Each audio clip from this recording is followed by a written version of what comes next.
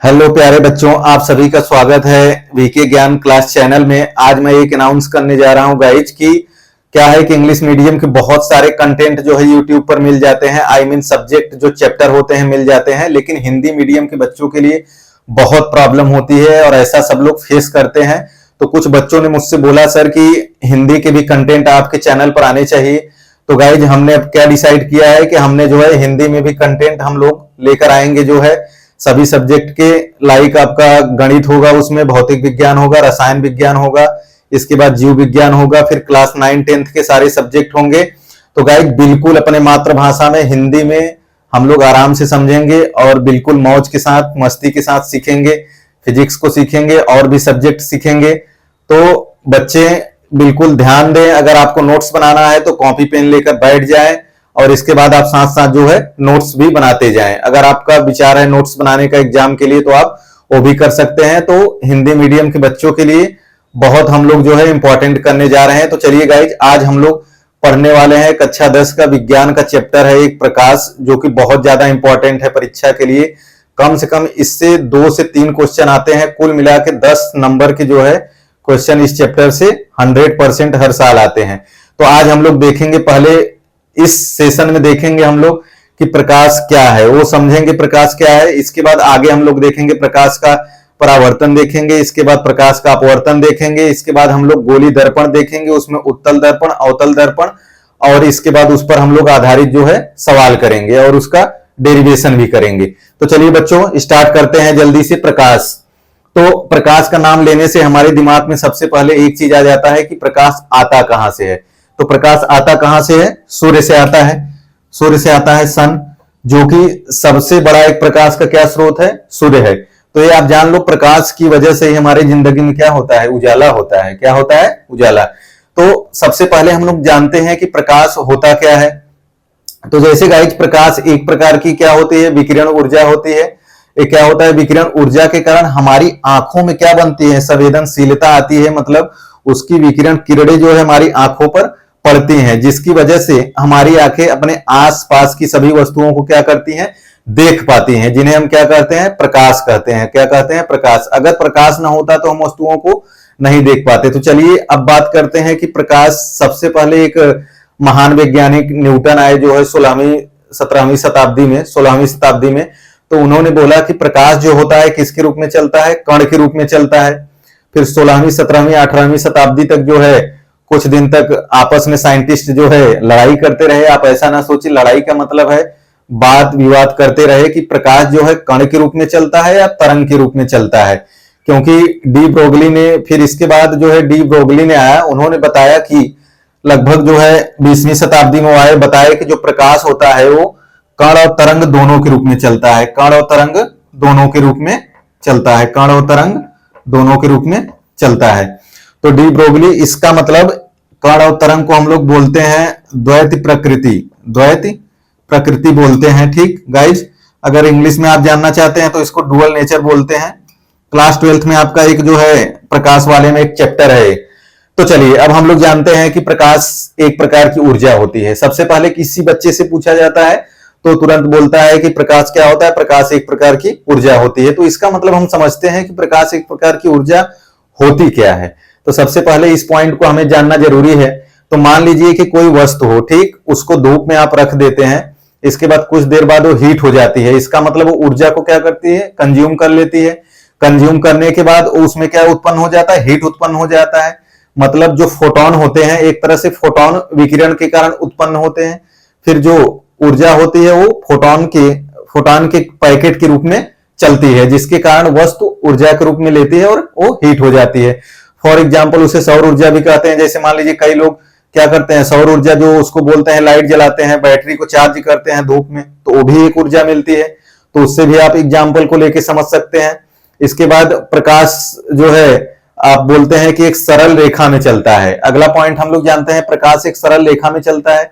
तो गाइस उसको आप समझ सकते हैं कि प्रकाश एक सरल रेखा में कैसे चलता है, प्रकाश एक सरल रेखा मार्ग में कैसे चलता है। तो आप देखे होंगे, मान लीजिए ये क्या है? एक सूर्य भगवान है, मतलब सूर्य जी, और हंसता हुआ उनका जो है चेहरा है। इसके बाद यहां से जो किरणें क्या निकल रही हैं? सीधी निकल रही हैं। आप देख सकते हैं किरणें सीधी निकल रही हैं। और किसी वस्तु पर पड़ रही हैं, ऑब्जेक्ट पर पड़ने के बाद हमारे जो है आंखों पर पड़ रही हैं, सीधी रेखा में आ रहे हैं, जिससे हम वस्तुओं को क्या कर रहे हैं गाइस, देख पा रहे हैं। इसके बाद आप बोल सकते हैं सूर्य जो है अनंत ऊर्जा के रूप में भी चलता है, सूर्य अनंत ऊर्जा के रूप में चलता है। और एक पॉइंट आप और भी बोल सकते हैं, सूर्य क्या है, एक प्राकृतिक जो है ऊर्जा का स्रोत है, तो आप उसको भी बोल सकते हैं। इसके बाद प्रकाश एक सरल रेखा मार्ग में चलता है, आप लोग जान गए। मान लीजिए कि कहीं पर भी जैसे आप रास्ते में चलते हैं, जैसे एक सीधे रास्ते में जाते हैं, ठीक, तो ऐसे मान लीजिए प्रकाश भी, अगर कोई लाइट जल रहा है तो आप देखेंगे इससे जो किरणें उत्पन्न हो रहे हैं, जो तरंगे आ रहे हैं हमारी आंखों पर क्या आ रही हैं, सीधी आ रही हैं, तो आप ऐसे कंसीडर कर सकते हैं, ठीक। इसके बाद प्रकाश विद्युत चुंबकीय तरंगों के रूप में चलता है।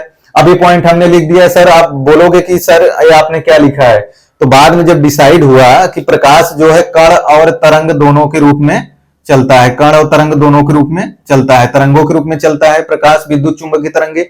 इसका मतलब आप क्या समझे, प्रकाश विद्युत चुंबकीय तरंगों का मतलब, जैसे कि इसमें क्या होती है, 7 कलर की जो तरंगे होती हैं, VIV GYO R, आप लोग जानते होंगे। विबग्योर क्या होता है, V का मतलब वायलेट आपका, इसके बाद जो है I का मतलब इंडिगो, B का मतलब ब्लू, G का मतलब ग्रीन आपका हरा हो जाएगा, Y का मतलब येलो पीला हो जाएगा, O का मतलब ऑरेंज हो जाएगा, ठीक। इसके बाद जो है ऑरेंज कलर हो जाएगा। इसके बाद R आपका क्या होता है, रेड कलर होता है। तो उसमें क्या होती है, कुल मिला के जो है तरंग दैर्ध्य होती है। दैर्ध्य कहां से कहां तक स्टार्ट होती है, तो सभी को पता होगा कितने एंगस्ट्रॉम से लेके, मींस सबसे लोवेस्ट कितना होता है, 3500 एंगस्ट्रॉम से लेके कितना 7500 एंगस्ट्रॉम तक होता है गाइज।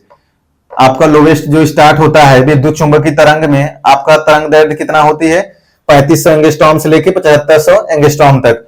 एक एंगस्ट्रॉम बराबर कितना होता है, 10 की घात -10 मीटर होता है, इसको आप ध्यान रखेंगे। तो आप समझ गए होंगे कि प्रकाश विद्युत चुंबकीय तरंगों के रूप में क्यों चलता है। तो आपको समझ में आ गया होगा गाइज, क्योंकि तरंग है तो विद्युत चुंबकीय तरंगों के रूप में चलता है। प्रकाश, एक चीज आप ध्यान देंगे, प्रकाश हमेशा पारदर्शी माध्यम में चलता है।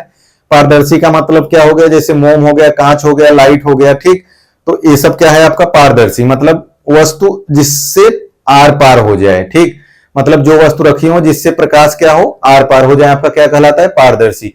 इसके बाद अपारदर्शी क्या होता है, जिससे वस्तु मतलब प्रकाश जो हो जिस वस्तु से एक पार से दूसरे पार न जा सके, तब आपका क्या कहलाता है, अपारदर्शी।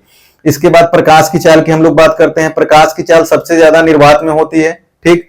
तो गाइज प्रकाश की चाल निर्वात में कितना होती है, 3 × 10⁸, 3 × 10 की घात 8 मीटर पर सेकेंड। तो आप समझ सकते हैं कि 3 लिख के इसके बाद 8 जीरो, तो कितना ज्यादा स्पीड होगी।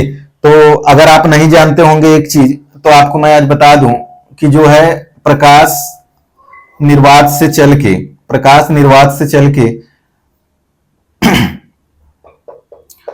अर्थ पर आने में कितना टाइम लेता है, लगभग 8 मिनट 24 सेकेंड लगता है।